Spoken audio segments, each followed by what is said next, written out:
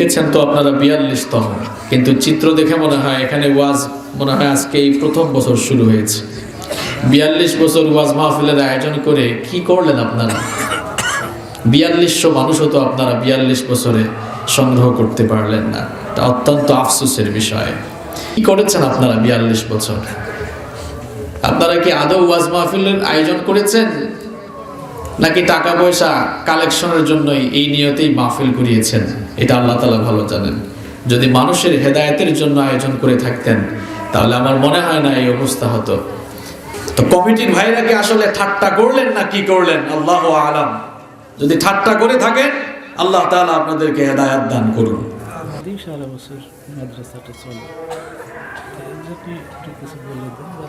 Collection তো আপনারা আমার আগে করলেন, আমি তো কালেকশনের জন্য আসি নাই, আমি তো আসছি আলোচনার জন্য। আপনারা কালেকশনের কেউ থাকলে তাকে বসান, তাকে দিয়ে কালেকশন করান। আমরা কালেকশনের বক্তা নই, তো আমরা তো আসছি আলোচনার জন্য। আলোচনার জন্যই আপনারা নিয়ে আসছেন আমাদের। কালেকশনের জন্য হইলে আপনি কালেকশন করান অন্য কাউকে দিয়ে, বুঝতে পারছি। ঠিক আছে, কালেকশন তো আপনারা আমি আসার আগেও করলেন। যারা ছিল, আমি যাদেরকে এসে পাইলাম এরাই তো এখনো বসে আছে। আরো কেউ কি টাকা দেওয়ার বাকি আছেন?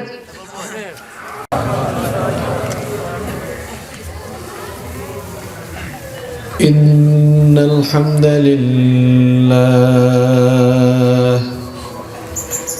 ইন্নাল হামদালিল্লাহিল্লাযী বিনি'মাতিহি তাতিম্মুস সালিহাত الذي علم القرآن خلق الإنسان وكرم وعلمه من البيان ما لم يعلم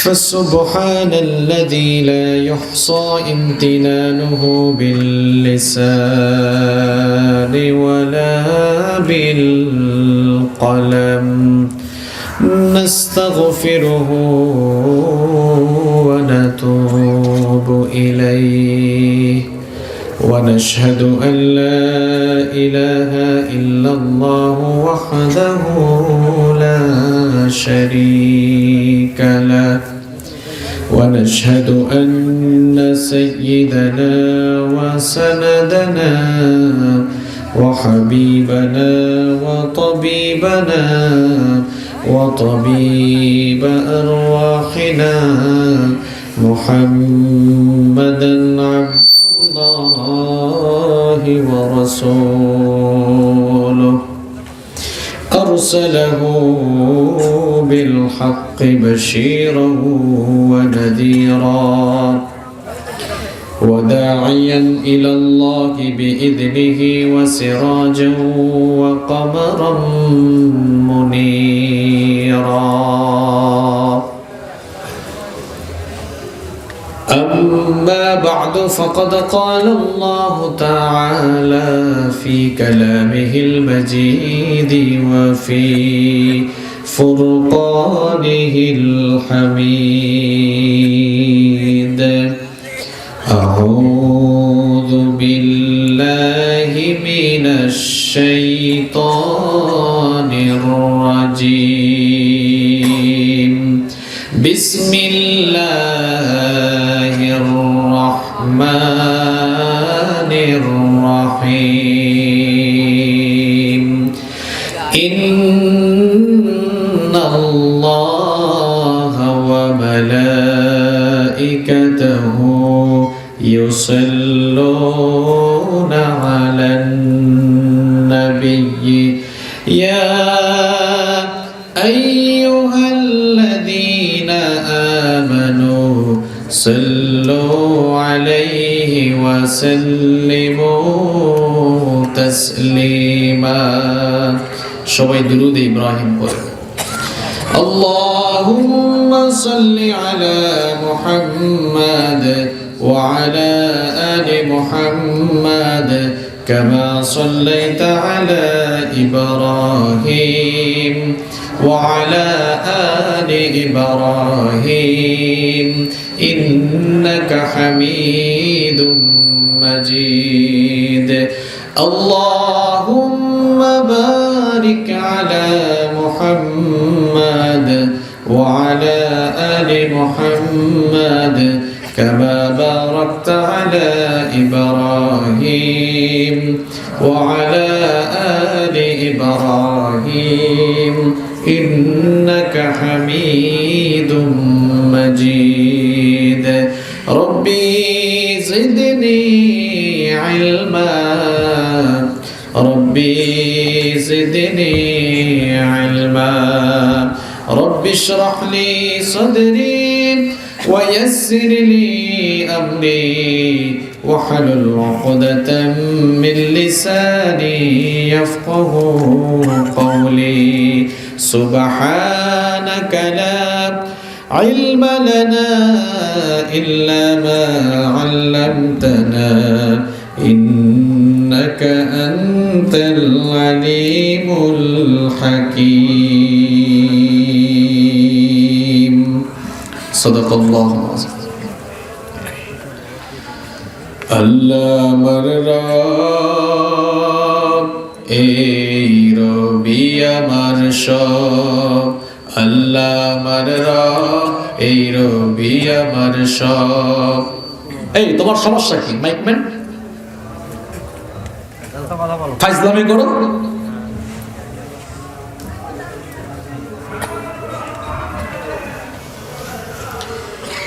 আল্লাহ আমার রব এই রবি আমার সব আল্লাহ আমার রব এই রবি আমার সব দমে দমে তনু মনে তারি অনুভব আল্লাহ আমার রব এই রবি আমার সব।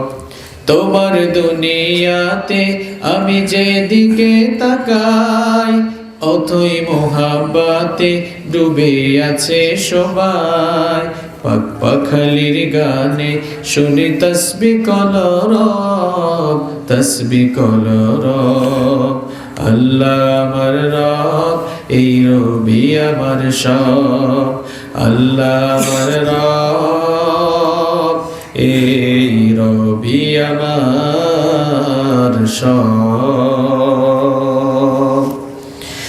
বাংলাদেশের অত্যন্ত সুপরিচিত ঐতিহ্যবাহী সিরাজগঞ্জ জেলার শাহজাদপুর উপজেলার চরকাদাই হাফিজিয়া মাদ্রাসার উন্নতিকল্পে আজকের এই ৪২তম বার্ষিক বিশাল ওয়াজ মাহফিল।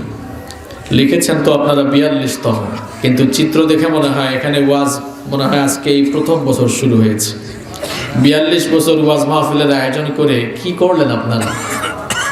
৪২০০ মানুষও তো আপনারা ৪২ বছরে সংগ্রহ করতে পারলেন না। তা অত্যন্ত আফসোসের বিষয়। আসলেই কি আপনারা ৪২ বছর ওয়াজ মাহফিলের আয়োজন করেছেন নাকি টাকা কালেকশনের মাহফিল করেছেন? আল্লাহু আ'লাম। কিন্তু আমরা সারা বাংলাদেশ চষে বেড়াই, যারাই প্রথম ২-৩ বছর মাহফিল করে তাদের মাহফিলে লক্ষ লক্ষ মানুষের সমাগম ঘটে যায়। ৪২ বছর ধরে আপনাদের এলাকায় আপনারা মাহফিলের আয়োজন করেন, ৪২০০ মানুষ প্যান্ডেলে এখনো আপনারা সমবেত করতে পারলেন না। এটি অত্যন্ত দুর্ভাগ্যের বিষয়। কি করেছেন আপনারা ৪২ বছর? আপনারা কি আদৌ ওয়াজ মাহফিলের আয়োজন করেছেন নাকি টাকা পয়সা কালেকশনের জন্যই এই নিয়তেই মাহফিল করিয়েছেন? এটা আল্লাহ তাআলা ভালো জানেন। যদি মানুষের হেদায়েতের জন্য আয়োজন করে থাকতেন তাহলে আমার মনে হয় না এই অবস্থা হতো। আমি আসার পরে শুনলাম যে আমি নাকি এই এলাকার 1/3 এখনো ক্রস করেছি, আরো নাকি 2 ভাগ আছে। তার মানে বিশাল এলাকা, বিশাল জনগোষ্ঠী এই এলাকায় বসবাস করে। বিশাল জনগোষ্ঠী যে এলাকায় বসবাস করে সেই এলাকায় ৪২ বছর মাহফিল আয়োজন করে ৪২০০ মানুষ প্যান্ডেলের নিচে নিয়ে আসতে পারা, এটা মাহফিল কমিটি এবং যারা সবসময় মাহফিলের আয়োজন করে এটা তাদের জন্য সবচাইতে বড় ব্যর্থতা। আমি খুব সামনাসামনি কথা বলি, এটা আমার অভ্যাস। এখানে মিরাজ ভাই আমাকে দাওয়াত করেছে, তো মাহফিল কমিটির মধ্যেই যদি সততা না থাকে, সে আমার সেক্রেটারিকে বলেছে আমরা এবছর খুব ছোটখাটো করে আয়োজন করছি, কমসে কম 10-12 হাজার লোক হবে। এখন চট্টগ্রাম থেকে আমরা 12-14 ঘন্টা জার্নি করে এসে যদি এই চিত্র পাই, কোমরে ব্যথা, পিঠে ব্যথা, এসে যদি 200-300 মানুষ সামনে না পাই যাদেরকে নিয়ে কথা বলবো, যারা আপনারা ফেসবুক ইউটিউবে আমাদের বক্তব্য শুনেন, আপনারা দেখেন আমরা কত মানুষের সামনে কথা বলি। তো এটা খুবই দুর্ভাগ্যজনক, 42 বছর মাহফিল আয়োজন করে মাহফিলের মূল উদ্দেশ্য আপনারা হাসিল করতে পারেন নাই। আল্লাহ তাআলা সকলকে হেদায়েত দান করুন। আর মাহফিলের আয়োজন করেছেন, আসলে কি আপনারা মাহফিলের আয়োজন করলেন নাকি একটা শো অফ করলেন সেটাও জানি না। যে সাউন্ড সিস্টেম দেওয়া হয়েছে এটা তো কোনো মাহফিলের সাউন্ড সিস্টেম নয়। আমরা সারা বাংলাদেশে কথা বলি, দিনে রাতে কথা বলি। সে 2টো স্পিকার দিয়েছে, অন্তত পক্ষে এখানে 5-6টা স্পিকার দিতে পারতো। বাহিরে মাইকের প্রয়োজন নেই, যেন আমাদের যে সকল ভাইরা মাহফিলে এসেছেন, যারাই এসেছেন তারা যেন সুন্দরভাবে শোনেন, এবং বক্তা যিনি এসেছেন তিনিও স্মুথলি যেন কথা বলতে পারেন, তার কানে যেন তার কথা আসে। একজন আলোচক যখন কথা বলেন তার কানে তার কথা না আসলে তিনি স্মুথলি কথা বলতে পারেন না। এখন 2টো স্পিকার দিয়েছে, এটা আপনাদের দিকে করে দিয়েছে। এখন মনিটর তো আমার দিকে করা না, আমি কিছুই শুনতে পাচ্ছি না, শুধু বলে যাচ্ছি। এরকম আলোচনা করলে আলোচনার থেকে কনসেন্ট্রেশন আসে না। তো কমিটির ভাইরা কি আসলে ঠাট্টা করলেন না কি করলেন আল্লাহু আলাম। যদি ঠাট্টা করে থাকেন আল্লাহ তাআলা আপনাদেরকে হেদায়েত দান করুন। মাহফিলের সম্মানিত সভাপতি জনাব সোহেল ইসলাম তুহিন, প্রভাষক, বঙ্গবন্ধু মহিলা ডিগ্রি কলেজ, আতালাল্লাহু আমরাহু ওয়া বারাকাল্লাহু ফি হায়াতিহি। আমরা সবাই বলি আমিন।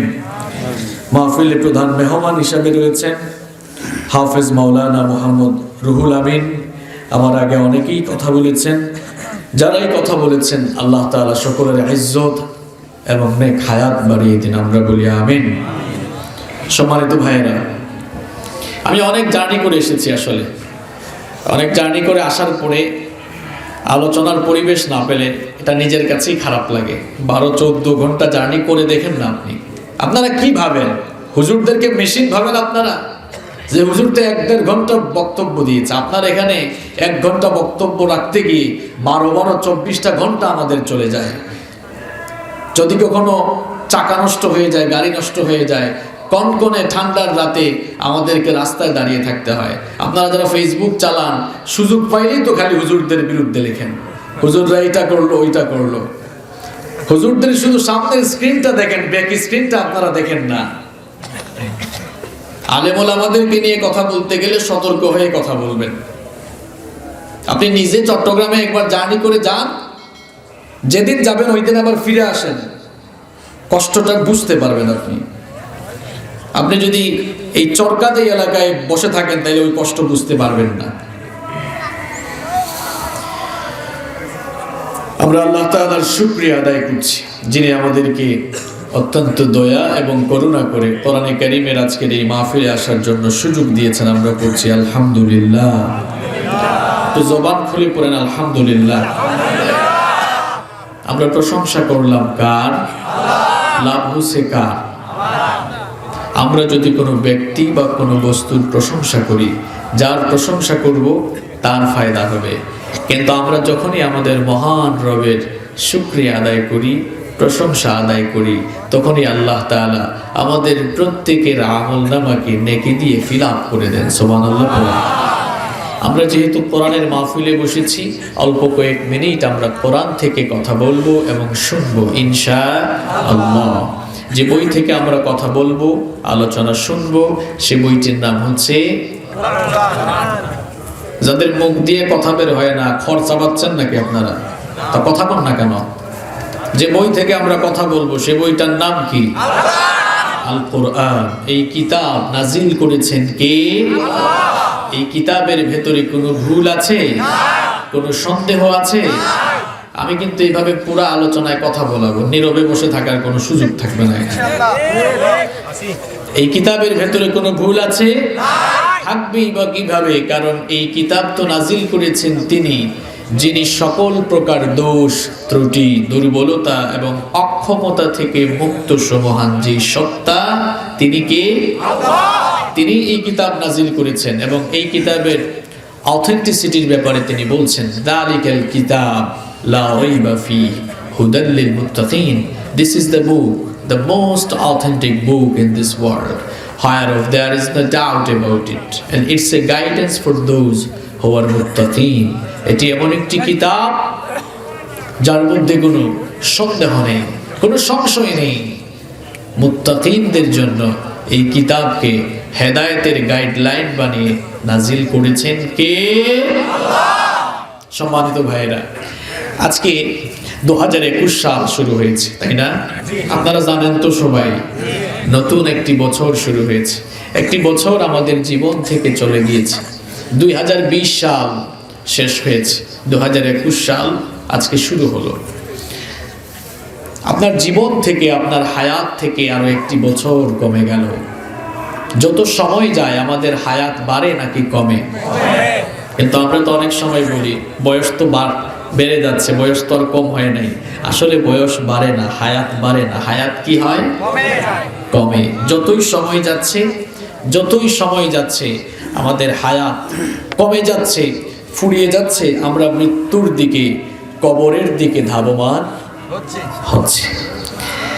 গতকাল আমরা বাংলাদেশের বিভিন্ন জায়গায় দেখেছি কিছু মানুষ অমুসলিমদের সংস্কৃতিকে অনুসরণ করে 31st নাইটে তারা আনন্দ উৎসবে মেতে উঠেছে।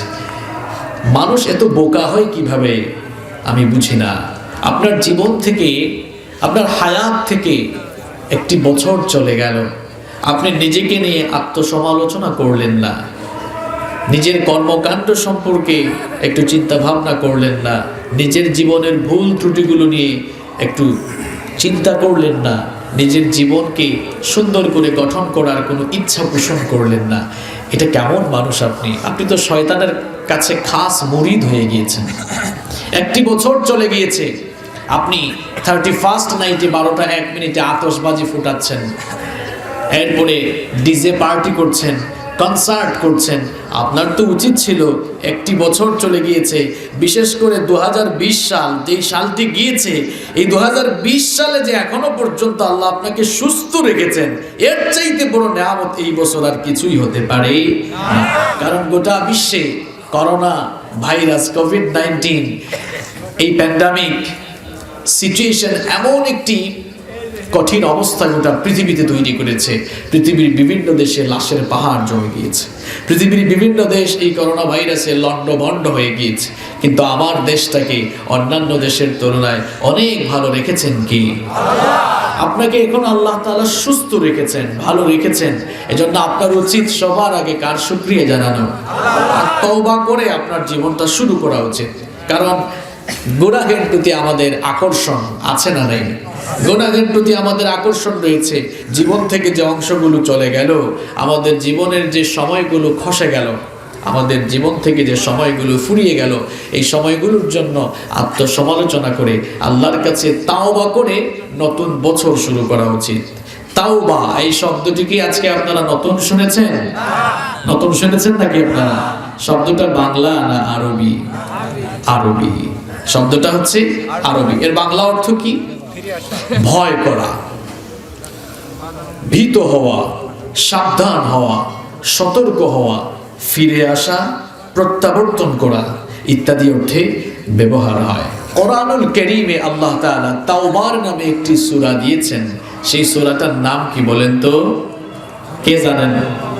কোরআনে কারীমে, এই যে এই কোরআন আপনাদের ঘরে আছে না? কোরআন আপনাদের ঘরে আছে তো? আপনারা পড়েন তো কোরআন, নাকি চুমু দিয়ে আপনাদের ঘরের উপরে রেখে দেন? কোরআন পড়েন আপনারা? এই কোরআনের মধ্যে সূরা আছে কয়টা? যারা আগে জানতেন না, এই যে অনেক বাবারা বলছেন, শুনে শুনে বলেন, কোরআনে সূরা আছে কয়টা? মুখের মধ্যে খড় ঢোকাইয়া চুপ থাকার সুযোগ নাই। সূরা আছে কয়টা? সবাই বলেন কয়টা? 114টা। এর মধ্যে তাওবার নামে আল্লাহ তাআলা একটি সূরা দিয়েছেন। সূরার নাম হচ্ছে সূরাতুত তাওবা। এই সূরার মধ্যে আল্লাহ তাআলা 3 জন সাহাবীর তাওবা কবুলের কাহিনী বর্ণনা করেছেন। ওই 3 জন সাহাবী অলসতার কারণে তাবুকের যুদ্ধে অংশগ্রহণ করেন নাই। আল্লাহ তাআলা একটি নিষেধাজ্ঞা জারি করে দিলেন, কোনো মুসলমানরা যেন এদের সাথে 50 দিন কথাবার্তা না বলে। এই ধরনের কঠোর একটি নিষেধাজ্ঞা আল্লাহ তাআলা জারি করে দিলেন। পরবর্তী পর্যায়ে এই 3 জন সাহাবী তারা তাদের ভুলের জন্য লজ্জিত হয়ে অনুতপ্ত হয়ে আল্লাহর কাছে তাওবা করেছিলেন, আর আল্লাহ তাআলা তাদের তাওবাকে কবুল করেছিলেন। তাদের তাওবা কবুলের এই কাহিনী সূরাতুত তাওবার মধ্যে তুলে দিয়েছেন কে? আল্লাহ। যেই তিনজন সাহাবীর তাওবা কবুলের কাহিনী এই সূরায় বর্ণিত হয়েছে, সেই তিনজন সাহাবীর নাম হচ্ছে কাআব বিন মালিক রাদিয়াল্লাহু আনহু, আরেকজনের নাম হচ্ছে হিলাল বিন উমাইয়া রাদিয়াল্লাহু আনহু, এবং তৃতীয় সাহাবীর নাম হচ্ছে মুরারা ইবনুর রাবি' রাদিয়াল্লাহু আনহু। সম্মানিত ভাইরা, আমরা যারা সাধারণ মানুষ, পাপের প্রতি, গুনাহের প্রতি আমাদের একটা অ্যাট্রাকশন আছে, কারণ আমাদেরকে ওয়াসওয়াসা দেওয়ার জন্য, ধোঁকা দেওয়ার জন্য একজন সব সময় প্রস্তুত, তার নাম কি? শয়তান। শয়তানের বয়স আমাদের চেয়ে কম না বেশি? শয়তানের বুদ্ধি আমাদের চেয়ে কম না বেশি? শয়তান আমাদের চেয়ে বয়সও বড়, বুদ্ধিতেও বড়। শয়তান আমাদেরকে সব সময় ওয়াসওয়াসা দিয়ে, ধোঁকা দিয়ে জাহান্নামের দিকে নিয়ে যেতে চায়। ভুল করা, পাপ করা, গুনাহ করা এটি দূষণীয় নয়, বরং ভুল করে, পাপ করে, গুনাহ করে গুনাহের পথে চলতে থাকা হচ্ছে দূষণীয়। মনে রাখবেন, ভুল করে ভুলের উপরে অটল থাকা হচ্ছে শয়তানের কাজ, আর ভুল করে ভুল পথে না থাকা, বরং তাওবা করে ফিরে আসা, এটি কার স্বভাব? সবাই বলেন, কার স্বভাব? আদমের স্বভাব, মুমিনের স্বভাব, মানুষের স্বভাব। আল্লাহ রাব্বুল আলামিন আমাদের সকলের বাবা, পৃথিবীর প্রথম মানুষ এবং প্রথম নবী সাইয়েদিনা আদম আলাইহিস সালামকে তার নিজের হাতে বানালেন। আল্লাহ তাআলা সাইয়েদিনা আদম আলাইহিস সালামের ভিতরে নিজেই রূহ ফুঁকে দিলেন। সাইয়েদিনা আদম আলাইহিস সালামকে সৃষ্টি করার পর ফেরেশতাদের সামনে হাজির করে সকল ফেরেশতাদেরকে অর্ডার করলেন আদম আলাইহিস সালামকে সাজদা দেওয়ার মাধ্যমে। ইবলিস ছাড়া সকল ফেরেশতারাই সাইয়েদনা আদম আলাইহিস সালামকে সাজদা দিয়েছিল। এভাবে ফেরেশতাদের মাধ্যমে, এভাবে ফেরেশতাদেরকে দিয়ে সাজদা দেওয়ানোর মাধ্যমে আল্লাহ তাআলা ফেরেশতার চাইতে মানুষের মর্যাদা বাড়িয়ে দিলেন।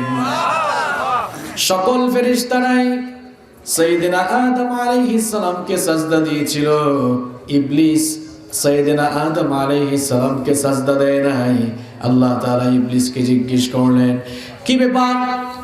আমার অর্ডার শুনে সবাই তো আমার আদমকে সাজদা দিল, কিন্তু তুমি কেন সাজদা দিলে না? ইবলিস তখন বলেছিল, খালাকতানি মিন নার ওয়া খালাকতাহু মিন তুরাব, আমাকে তুমি মাটি থেকে, আমাকে তুমি আগুন থেকে সৃষ্টি করেছো, আর আদমকে তুমি মাটি থেকে সৃষ্টি করেছো। আনা খায়রুম মিন, আমি আদমের চাইতে শ্রেষ্ঠ, সুতরাং আমি কেন তাকে সাজদা দিব? আল্লাহ তাআলা তখন ইবলিসকে বললেন, আমার অর্ডার শুনে সবাই সাজদা দিল, কিন্তু আমার আদেশ অমান্য করার অধিকার তোমাকে কে দিল? আল্লাহর আদেশ অমান্য করার কারণে আর শয়তান তার নিজের ভুলের উপরে অবিচল থাকার কারণে ইবলিসকে আল্লাহ তাআলা জান্নাত থেকে বের করে দিলেন। ইবলিস তখন আল্লাহ তাআলাকে বলল, ওগো আল্লাহ, আমাকে জান্নাত থেকে বের করে দিচ্ছ, আমার কোনো আপত্তি নাই, কিন্তু তোমার কাছে আমার একটা অ্যাপ্লিকেশন আছে। আল্লাহ তাআলা বললেন, কি চাও? ইবলিস তখন আল্লাহ তাআলাকে অ্যাপ্লিকেশন করে বলেছিল, কোরআনে কারীমের ৭ নম্বর সূরা সূরাতুল আরাফের ১৪ থেকে ১৭ নম্বর আয়াতে আল্লাহ তুলে দিলেন। ইবলিস তখন বলেছিল, ক্বালা আনজিরনি ইলা ইয়াউমি ইউবাসুন, ওগো আল্লাহ, আমাকে ডে অফ রিসারেকশন, পুনরুত্থান দিবস পর্যন্ত, কিয়ামত পর্যন্ত আমাকে অবকাশ দাও। আল্লাহ তাআলা বললেন, ইন্নাকা মিনাল মুনজারিন, ঠিক আছে, তোমাকে পুনরুত্থান দিবস পর্যন্ত সময় দেওয়া হলো। সুযোগ পাওয়ার পর ইবলিস কি করলো দেখেন। সুযোগ পাওয়ার পরে ইবলিস আল্লাহ তাআলার সাথে চ্যালেঞ্জ করলো। সে বলেছিল, ক্বালা ফাবিমা আগওয়াইতানি লাআকউদান্না লাহুম সিরাতাকাল মুস্তাকিম সুম্মা লাআতিয়ান্নাহুম মিন বাইনি আইদিহিম ওয়া মিন খালফিহিম ওয়া আন আইমানিহিম ওয়া আন শামাইলিহিম ওয়া লা তাজিদু শাকিরিন।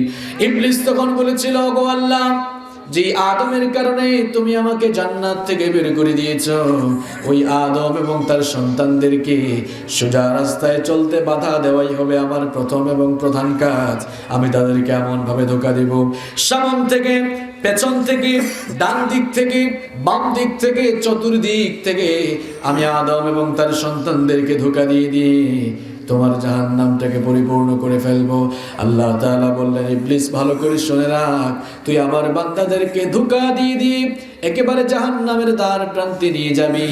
আর আমার বান্দাগুলো যদি তাদের জীবনের ভুল বুঝতে পেরে তাদের গুনাহের জন্য লজ্জিত হয়ে আমার কাছে একটিবার তওবা করে মাফ চায়, আমি আল্লাহ আমার বান্দার সকল গুনাহগুলো মাফ করে দেব। ইবলিস ভুল করেছিল, ভুল করার পর মাফ চায় নাই, বরং ভুলের উপরে অটল থেকেছে, অবিচল থেকেছে। এই জন্য জান্নাত থেকে ইবলিসকে বিতাড়িত করে দিয়েছেন কে?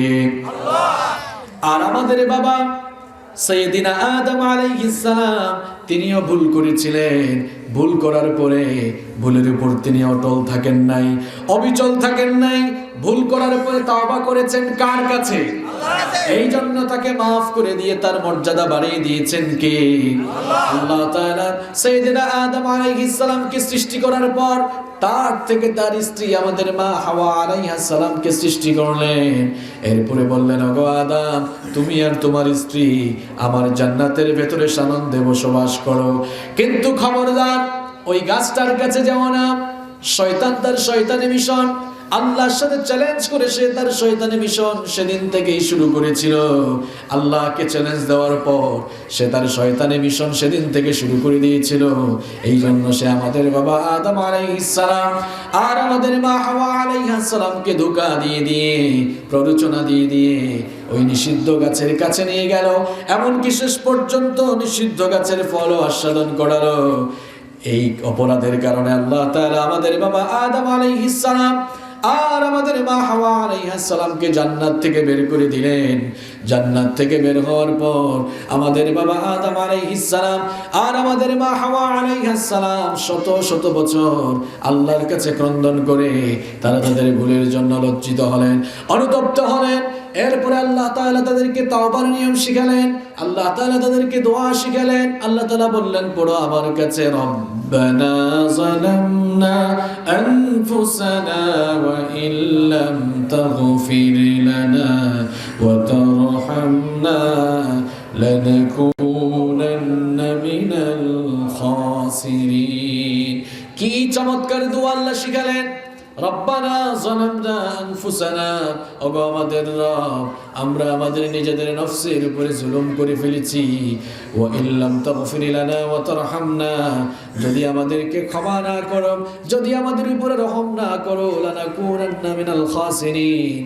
তাহলে এখান থেকে কি বুঝলেন আপনারা? ভুল করে ভুলের উপরে অটল থাকা এটি কার কাজ? আর ভুল করে ভুলের উপর না থাকা, বরং সাথে সাথে নিজেকে সংশোধন করে ফেলা, এটা কার কাজ? এটা আদমের কাজ, এটা আদমের সন্তান অর্থাৎ মুমিনদের কাজ। এমন মাইকটু দিয়েছে, রূহ একেবারে বের হয়ে যাওয়ার মতো উপক্রম। এভাবে ওয়াজ মাহফিল দিয়ে আলেম ওলামাদের সাথে ভাই ফাইজলামি করি। কুল্লু ইবনে আদম খাত্তাউন ওয়া খায়রুল খাত্তাইন আত-তাওয়াবুন। মানুষ মাত্রই গুনাহগার।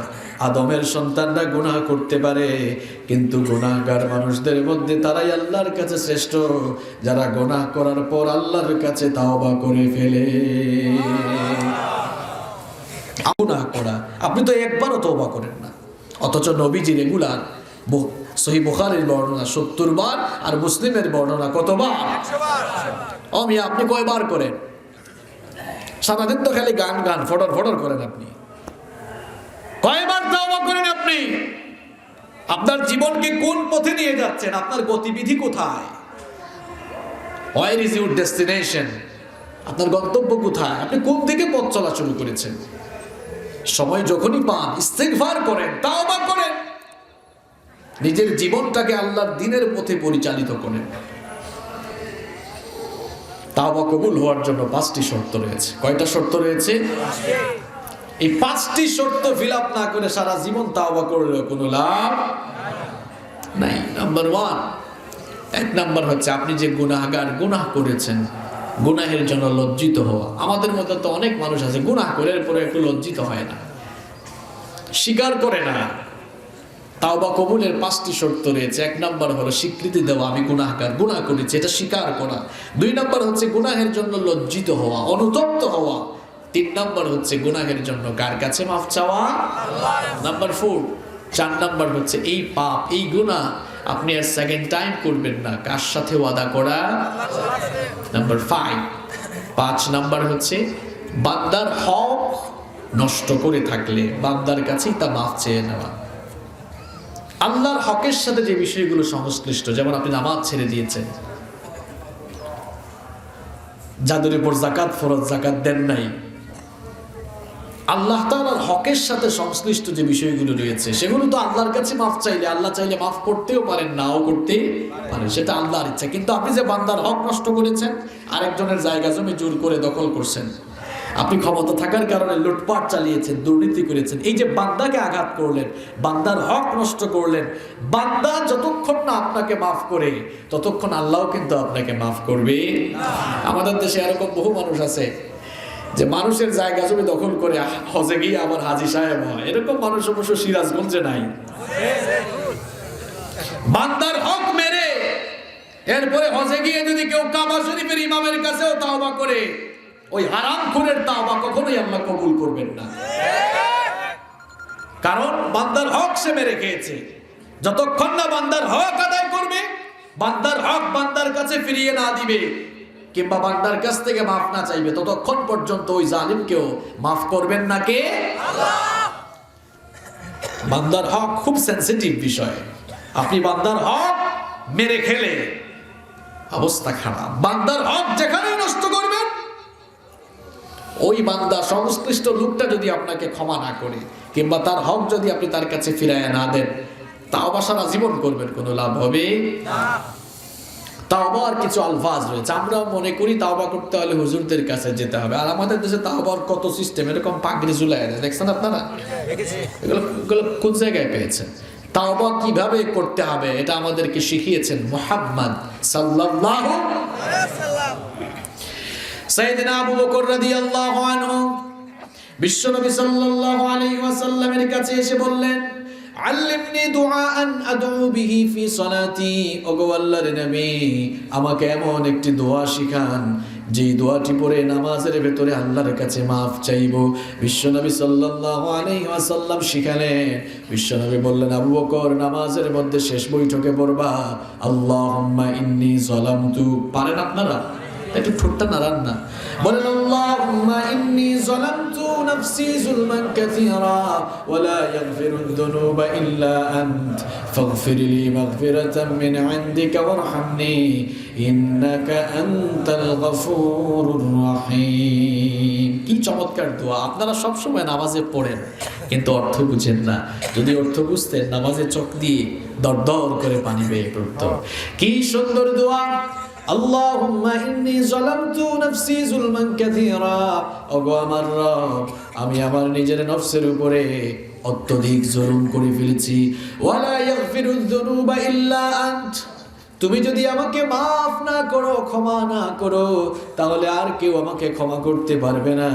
ফাগফিরলি মাগফিরাতাম মিন ইনদিকা ওয়ারহামনি। সুতরাং তোমার পক্ষ থেকে আমাকে মাফ করো আর আমাকে রহম করো। ইন্নাকা আনতাল গফুরুর রহিম। নিশ্চয়ই তুমি ক্ষমাশীল আর দয়ালু। সুবহানাল্লাহ। কি সুন্দর দোয়া শিখিয়েছেন মুহাম্মদ সাল্লাল্লাহু। আবার তাওবার আরেকটি শব্দ হচ্ছে আস্তাগফিরুল্লাহ। এই শব্দটা শুনছেন নি আপনারা কখনো? না, এটাও শুনেন নাই? আস্তাগফিরুল্লাহ এটিও তাওবার আরেকটি আলফাজ, তাওবার আরেকটি লফজ, আরেকটি শব্দ। বিশ্বনবী সাল্লাল্লাহু আলাইহি ওয়াসাল্লাম সালাম ফেরানোর পরে আল্লাহু আকবার একবার পড়তেন, আস্তাগফিরুল্লাহ 3 বার পড়তেন। দেখেন আমাদের দেশে ইমাম সাহেবরা, এখন তো 4G চলে, এরা 4G না, এরা মানে 5Gও না, 6G হয়ে গেছে। আসসালামু আলাইকুম ওয়া রাহমাতুল্লাহ, আসসালাম, আল্লাহুম্মা আমিন। ইমাম সাহেব মাঝখানের আমলগুলো কোথায়? মাঝখানের আমলগুলো কোথায়? নিজেও তো করেন না, মুসল্লিকেও সুযোগ দেন না। এমন করেন কেন? এত তাড়াহুড়া কিসের আপনার? দাওয়াত কি চলে যাচ্ছে নাকি কোথাও? ফরজ নামাজে সালাম ফেরানোর পর বিশ্ব নবী বলেন সাল্লাল্লাহু আলাইহি ওয়াসাল্লাম এমন কিছু আমল নিয়মিত করেছেন যা তিনি কখনো ছেড়ে দেন নাই। আল্লাহু আকবার। কথাগুলো ভালো করে শুনেন, মাঝে মাঝে না বরং সব সময় করতেন। এই আমলগুলো আমি আপনি করি না। কি আমল? শুনলে আপনারা আমল করবেন তো ইনশাআল্লাহ? করবেন তো ইনশাআল্লাহ? সালাম ফেরানোর পরে বিশ্বনবী সাল্লাল্লাহু আলাইহি ওয়াসাল্লাম আল্লাহু আকবার একবার পড়তেন। জোরে কোন কয়বার? একবার। মুখস্থ করতে হবে। আল্লাহু আকবার কয়বার? একবার। আস্তাগফিরুল্লাহ তিনবার। জোরে কোন কয়বার? তিনবার। তাহলে আল্লাহু আকবার একবার, আস্তাগফিরুল্লাহ তিনবার। এরপরে পড়তেন সুবহানাল্লাহ 33 বার। জোরে কোন কয়বার? 33 বার। সুবহানাল্লাহ কয়বার? 33 বার। আলহামদুলিল্লাহ আরো 33 বার। এবারে বলেন আলহামদুলিল্লাহ কতবার? 33 বার। এরপরে পড়তেন আল্লাহু আকবার 34 বার। আল্লাহু আকবার কতবার? 34 বার। এবার একটু পেছন থেকে আসি, আপনারা বলবেন কতবার? আল্লাহু আকবার একবার, আস্তাগফিরুল্লাহ তিনবার, সুবহানাল্লাহ তিনবার, আলহামদুলিল্লাহ তিনবার, আল্লাহু আকবার 34 বার। মাশাআল্লাহ মুখস্থ হয়ে গেছে। 35 না 34। কতবার? 34। এরপরে বিশ্বনবী সাল্লাল্লাহু আলাইহি ওয়াসাল্লাম আয়াতুল কুরসি তেলাওয়াত করতেন। যারা আয়াতুল কুরসি মুখস্থ করেছেন সব সময় পড়বেন, যারা মুখস্থ করেন নাই কষ্ট করে মুখস্থ করার চেষ্টা করবেন। কারণ বিশ্বনবী সাল্লাল্লাহু আলাইহি ওয়াসাল্লাম বলেছেন মান ক্বারাআ আয়াতুল কুরসি দুবুরা কুল্লি সালাতিন মাকতুবা লাম ইয়ামনাহু মিন দুখুলিল জান্নাতি ইল্লাল মাউত। বিশ্বনবী সাল্লাল্লাহু আলাইহি ওয়াসাল্লাম বলেছেন আল্লাহর যে বান্দা ফরজ নামাজের পরে আয়াতুল কুরসি তেলাওয়াত করে ওই লোকটা জান্নাতে যাওয়ার জন্য মৃত্যু ছাড়া আর কোনো বাধা থাকে না, অর্থাৎ লোকটা মারা যায় না, এই জন্য জান্নাতে যেতে পারে না। সুবহানাল্লাহ। মরে গেলেই জান্নাত দিবেন কে? আল্লাহ। আয়াতুল কুরসিটা পড়বেন তো, এরপরে পড়বেন আল্লাহুম্মা আনতাস সালাম ওয়া মিনকাস সালাম তাবারাকতা ইয়া যাল জালালি ওয়াল ইকরাম। আরো দোয়া আছে, আরো অনেক দোয়া আছে, পড়বেন লাহুল মুলকু ওয়া লাহুল হামদু ওয়া হুয়া আলা কুল্লি শাইইন কাদির। আবার ফজরের নামাজ এবং মাগরিবের নামাজের পরে বিশ্বনবীর নিয়মিত আমল ছিল 7 বার পড়তেন আল্লাহুম্মা আজিরনি। এই আমলগুলো রাসূল করিম সাল্লাল্লাহু আলাইহি ওয়াসাল্লাম মাঝে মাঝে করেছেন না সব সময় করেছেন? আপনারাও করবেন তো ইনশাআল্লাহ? কথা দিলেন তো ইনশাআল্লাহ? আল্লাহ আপনাদেরকে তৌফিক দেন, বলেন আমিন। আস্তাগফিরুল্লাহ বাক্যটা খুব ছোট তাই না, কিন্তু এটার পাওয়ার আছে কিনা? আছে। কিছু মরিচ আছে দেখবেন ছোট কিন্তু ঝাল খুব বেশি। মরিচ বুঝেন তো আপনারা? আরেকটা আছে নাগা মরিচ, এটা আপনাদের এলাকায় কি বলেন আপনারা?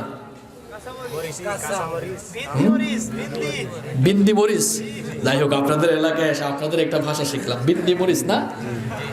আমার হ্যাঁ ছোট মরিচ যেটা বেশি। দাদা ওই যে আরেকটা বড় আছে না, বোম্বাই মরিচ। হ্যাঁ বোম্বাই না, একটা তো হচ্ছে কাঁচা মরিচ চিকন এই আঙ্গুলের মতো, আর একটা কিছু মোটা গাছে ধরে লাল হয়, এটাকে আপনারা কি বলেন? হ্যাঁ আচ্ছা যাই হোক, বুঝলেই হয়েছে, আমাদের এলাকায় বলে নাগা মরিচ। এটা ঝাল কম না বেশি? কিছু মানুষ দেখবেন সাইজও ছোট কিন্তু পাওয়ার একটু বেশি। তো এই আস্তাগফিরুল্লাহ বাক্যটা ছোট কিন্তু পাওয়ার অনেক বেশি, এটা অনেক পাওয়ারফুল বাক্য। ইমাম আহমদ বিন হাম্বল রাহমাতুল্লাহি আলাইহি নাম শুনছেন আপনারা? তিনি মুসনাদে আহমদ এর মধ্যে 40,000 হাদিসকে একত্রিত করেছেন। আল্লাহু আকবার। কত বড় মুহাদ্দিস ছিলেন চিন্তা করেছেন, অনেক বড় হাদিস বিশারদ। তিনি তার বুড়ো বয়সে একটা সফরে বের হয়েছিলেন। ইমাম আহমদ বিন হাম্বল, কষ্ট হচ্ছে আপনাদের? ঘটনাটা বলে ফেলি, শুনবেন তো? ইমাম আহমদ বিন হাম্বল রাহমাতুল্লাহি আলাইহি তার বুড়ো বয়সে তিনি এক সফরে বের হলেন, নতুন একটি এলাকায় চলে গেলেন। মাগরিবের আজান হয়ে যাওয়ার পর একটি মসজিদে তিনি মাগরিবের নামাজ আদায় করলেন, ওই মসজিদে তিনি এশার নামাজও আদায় করলেন। এশার নামাজ আদায় করার পর মনে মনে চিন্তা করলেন, এটা তো আমার জন্য নতুন এলাকা, কোনো মানুষের সাথে পরিচয় নাই, সুতরাং কার বাড়িতে থাকবো আর কোথায় থাকবো? এই জন্য মনে মনে সিদ্ধান্ত নিলেন, যেহেতু এই মসজিদে মাগরিব আর এশার নামাজ আদায় করেছি, এই মসজিদে আজকের রাতটা কাটিয়ে দেই। মসজিদে যখন অবস্থান করছেন, কিছুক্ষণ পরেই মসজিদের কোনো দায়িত্বশীল ব্যক্তি এসে তাকে বলল, কি ব্যাপার, মসজিদে নামাজ শেষ করে তো সবাই চলে গিয়েছে, আপনি এখনো কেন বসে আছেন? মসজিদ থেকে বের হয়ে যান। ইমাম আহমদ বিন হাম্বল রাহমাতুল্লাহি আলাইহি তখন বললেন, দেখো ভাই, এই এলাকায় আমি নতুন এসেছি, মুসাফির মানুষ, কারো সাথে আমার পরিচয় নাই। এই মসজিদে আমি মাগরিব এবং এশার নামাজ আদায় করেছি, ইনশাআল্লাহ ফজরের নামাজও এই মসজিদে আদায় করব। যেহেতু মুসাফির হয়ে এসেছি, কোনো মানুষের সঙ্গে পরিচয় নাই, আজকের রাতটা এই মসজিদেই কাটাতে চাই, এই সুযোগটা দাও, মসজিদ থেকে বের করে দিও না।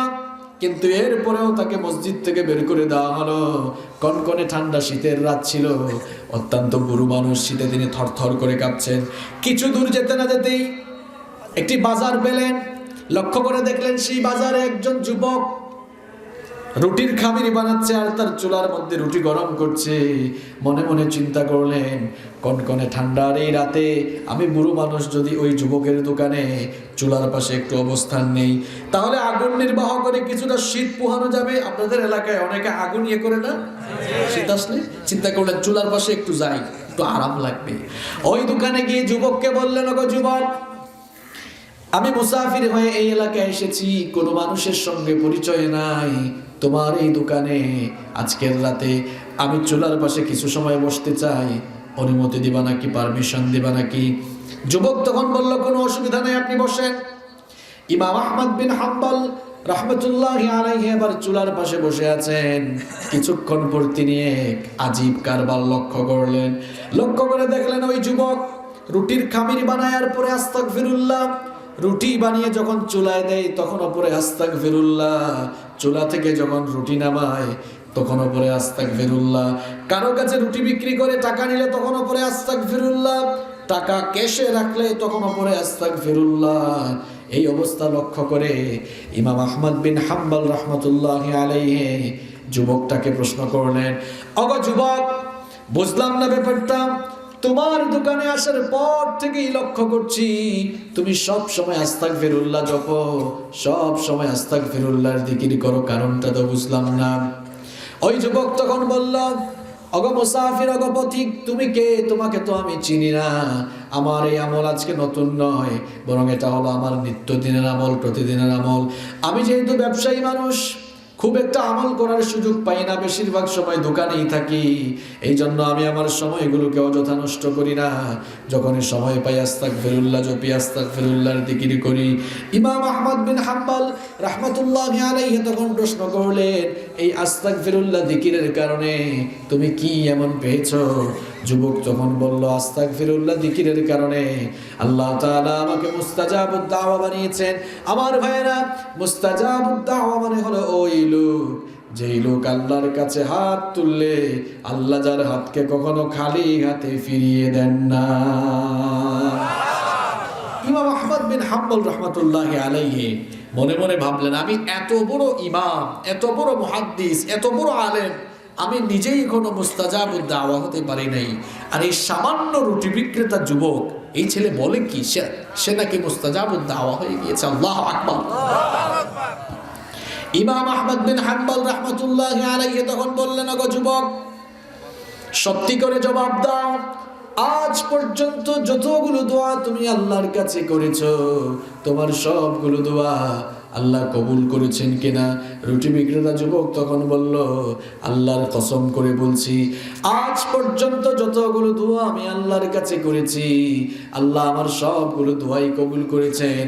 কিন্তু আমার মনে বড় আফসোস, আমার দিলে বড় আফসোস, একটি দোয়া আমি বারবার আল্লাহর কাছে করেছি, একটি চাওয়া বারবার আল্লাহর কাছে চেয়েছি, কিন্তু সেই চাওয়াটা এখন আল্লাহ পূরণ করেন নাই। তখন ইমাম আহমদ বিন হাম্বল রাহমাতুল্লাহি আলাইহি কৌতূহলী মনে জিজ্ঞেস করলেন, কোন সেই বিষয় যা তুমি আল্লাহর কাছে বারবার চাইলে কিন্তু আল্লাহ এখনো তোমার সেই চাওয়াটা পরিপূর্ণ করলেন না?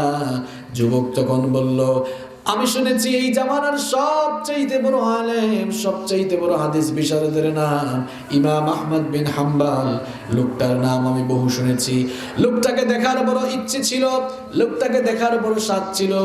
আল্লাহর কাছে বহুবার চেয়েছি, বহুবার বলেছি যেন লোকটার সাথে সাক্ষাতের ব্যবস্থা হয়, কিন্তু লোকটার সাথে আজও আমার সাক্ষাৎ ঘটে নাই।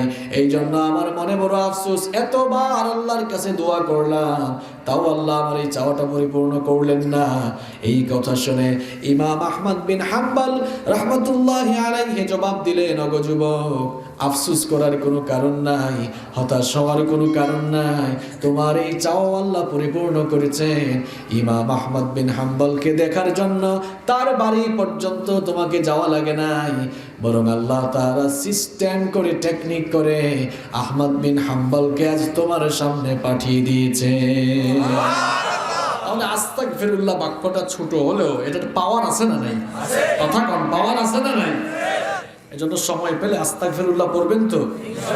গাড়িতে বসে আছেন, ঢাকায় যাচ্ছেন, বাসে বসে আছেন, সময় নষ্ট করেন না, আস্তাগফিরুল্লাহ পড়েন, আস্তাগফিরুল্লাহ পড়েন, আস্তাগফিরুল্লাহর আমল করেন, দেখবেন আপনাকেও মুস্তাজাবুদ দাওয়া বানিয়ে দিবেন কে?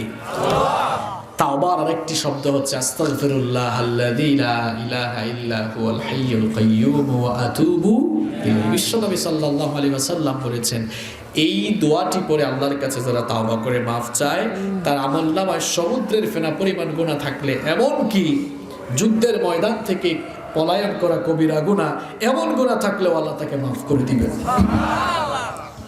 আবার ইস্তেগফারের মধ্যে সবচেয়ে দামি ইস্তেগফার হচ্ছে সাইয়্যিদুল ইস্তেগফার। কার কার মুখস্থ আছে হাত তোলেন তো।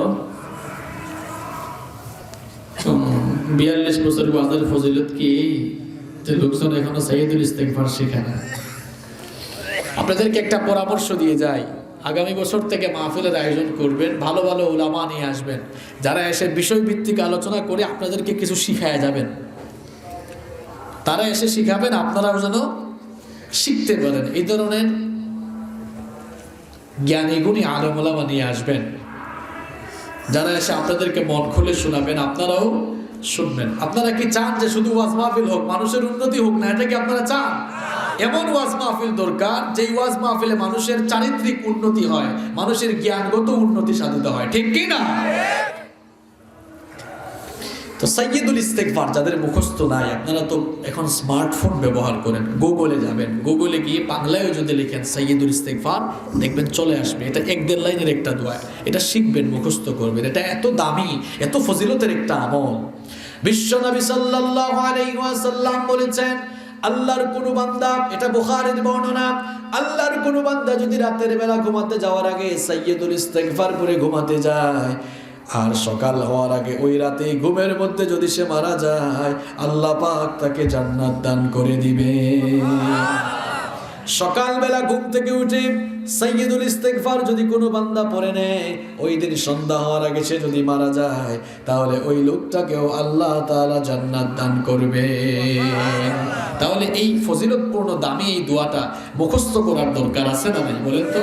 খুব ছোট একটা দোয়া, মুখস্থ করে ফেলবেন আপনারা। আল্লাহুম্মা আনতা রাব্বি লা ইলাহা ইল্লা আনতা খালাকতানি ওয়া আনা আবদুক ওয়া আনা আলা আহদিক ওয়া ওয়া'দিকা মাসতাতা'তু আউযু বিকা মিন শাররি মা সানা'তু আবুউ লাকা বিনি'মাতিকা আলাইহি ওয়া আবুউ লাকা বিযানবি ফাগফিরলি ফাইন্নাহু লা ইয়াগফিরুদ যুনুবা ইল্লা আনতা। এবছর ওয়াজ মাহফিলে এটা আপনাদের পড়া দিয়ে গেলাম, সবাই শিখবেন তো ইনশাআল্লাহ। ক্লাসে যদি শিক্ষক পড়া না দেয়, তাইলে ওই পড়ার কোনো দাম থাকে না। সাইয়্যিদুল ইস্তেগফার সবাই মুখস্থ করবেন, কথা দিলেন তো? সবাই বলেন একটু ইনশাআল্লাহ। সব সময় নিজেকে সংশোধন করে আল্লাহর দ্বীনের পথে চলার চেষ্টা করবেন। আল্লাহ তাআলা আমাদের সকলকে সেই তৌফিক দান করেন। মাহফিল কমিটির কোনো বক্তব্য কিংবা পরবর্তী কোনো কর্মসূচি থাকলে হবে, নইলে আমি সরাসরি মোনাজাতে চলে যাব। কোনো প্রশ্ন, এই আপনাদের কোনো কর্মসূচি আছে? একজন ভাই লিখেছেন, রাস্তাঘাটে আমরা দেখতে পাই বিভিন্ন বিজ্ঞাপন ও পোস্টারে পরে লেখা থাকে বিসমিল্লাহির রহমানির রহিম, যা মানুষের পায়ে পদদলিত হয়। ইসলামের আলোকে এর সহি কোনো দলিল আছে কিনা জানতে চাই। আচ্ছা, তিনি যেটা বোঝাতে চেয়েছেন যে রাস্তাঘাটে আমরা বিভিন্ন বিজ্ঞাপন এবং পোস্টারের উপর, এখন বিজ্ঞাপন এবং পোস্টার তো কয়েক জাতের আছে, সিনেমার পোস্টারও তো আছে, তাই না? অনেক মানুষ দেখা যায় হারাম কাজ করার সময় একটু হালাল করে খাইতে চায়। যেমন এক লোক একবার মদ খাইতেছে, মুসলম্বা রাখছে তো এখন খাইতে অসুবিধা হয়, মুসকে টান দিয়ে এরকম ধরে খাইতেছে। আরেকজন বললো ভাই এত কষ্ট করে কি খাও? কয় ভাই মাকরু হওয়ার সম্ভাবনা আছে তো এই জন্য খাইতেছে হারাম, আর ভয় করে গেছে। এখন সিনেমার লিফলেট বিজ্ঞাপন উপরে দিছে বিসমিল্লাহির রহমান, বিসমিল্লাহ দিলে কি হালাল হয়ে যাবে নাকি? বিসমিল্লাহ কোন জায়গায় ইউজ করতে হবে সেটাও বুঝতে হবে। সিনেমাও যদি বিসমিল্লাহির রহমান রহিম দিয়ে শুরু হয় সেটা কি হালাল হয়ে যাবে? মদ খাওয়ার সময় কেউ যদি বিসমিল্লাহ বলে খায় হালাল হয়ে যাবে না। বিসমিল্লাহ বলে সবগুলো হালাল কাজ শুরু করতে হবে, কোনো হারাম কাজে এগুলো ব্যবহার করা যাবে। আল্লাহ আমাদেরকে বুঝার তৌফিক দান করেন। মাহফিল কমিটির সভাপতি সাহেবের বক্তব্য থাকলে আমরা শুনবো, না থাকলে আমরা মোনাজাতের মাধ্যমে শেষ করে দেব। হুজুর আমার ওটা কি হয় না ক্লিয়ার পাইলাম কোনটা? বলছিলাম যে আচ্ছা, প্রশ্নটা আপনি করেছেন? হ্যাঁ, জি, আচ্ছা আচ্ছা বলেন। বিভিন্ন পোস্টার বিজ্ঞাপনের উপরে লেখা থাকে, ধরেন একটা পোস্টারের পরে লিখছে আমরা লিফলেট হিসেবে ব্যবহার করি। আচ্ছা আচ্ছা এটা পরে যখন নিচে পড়ে যাচ্ছে বা ফেলাই দিচ্ছে তখন একটা মানুষ তো ওই বিসমিল্লাহির রহমানির রহিমের আচ্ছা, উপরে বুঝতে মারা পেরেছি। দিচ্ছে। আচ্ছা, আচ্ছা, বুঝতে সেটা কি পেরেছি। লেখা ঠিক কি ঠিক না, বা এটার উপরে কোনো দলিল আছে কি? অবশ্যই বিসমিল্লাহির রহমানির রহিম আপনি যে কোনো ভালো কাজের শুরুতে বলতে পারবেন, লিখতে পারবেন, কোনো অসুবিধা নাই। আর এটা যদি কোথাও আপনি পড়তে দেখেন মুসলমান হিসাবে সেটা আপনি তুলে যে কোনো একটা জায়গায় ফেলে দিবেন। আসলে ইসলাম পরিচ্ছন্নতার কথা বলে, কিন্তু আমরা পরিচ্ছন্ন রাখি না। যেমন আমাদের রাস্তাঘাট, ঘর বাড়ির আঙিনা পরিষ্কার পরিচ্ছন্ন রাখতে হবে, এই নির্দেশ দিয়েছেন মুহাম্মদ সাল্লাল্লাহু আলাইহি ওয়াসাল্লাম। দেখেন সহিহ বুখারী শরীফে একটি হাদিস এসেছে, রাসূল করিম সাল্লাল্লাহু আলাইহি ওয়াসাল্লাম বলেছেন ইমাতাতুল আযা আনিত তারিকি সাদাকা। রাস্তা থেকে কেউ যদি ময়লা আবর্জনা বা কষ্টদায়ক বস্তু দূরে সরিয়ে দেয় তাহলে সে সৎকার সমপরিমাণ সওয়াব পাবে। সুবহানাল্লাহ। অর্থাৎ রাস্তাঘাটে যদি কোনো আপনি কাগজও পড়তে দেখেন, আপনি রাস্তাঘাটকে পরিচ্ছন্ন করার জন্য এই কাগজটাও যদি আপনি ফেলে দেন আপনি সওয়াব পাবেন। রাস্তাঘাটকে পরিষ্কার পরিচ্ছন্ন রাখতে হবে, এটাই ইসলামের ফর্মুলা। এজন্য আমি বহু জায়গায় একটা কথা আফসোস করে বলি যে আমাদের দেশে মুসলমান আছে কিন্তু ইসলাম নাই, আর ওয়েস্টার্ন অনেকগুলো কান্ট্রিতে মুসলমান নাই কিন্তু ইসলাম আছে। কথাটা বুঝছেন আপনারা? একটু ক্লিয়ার করে দিই।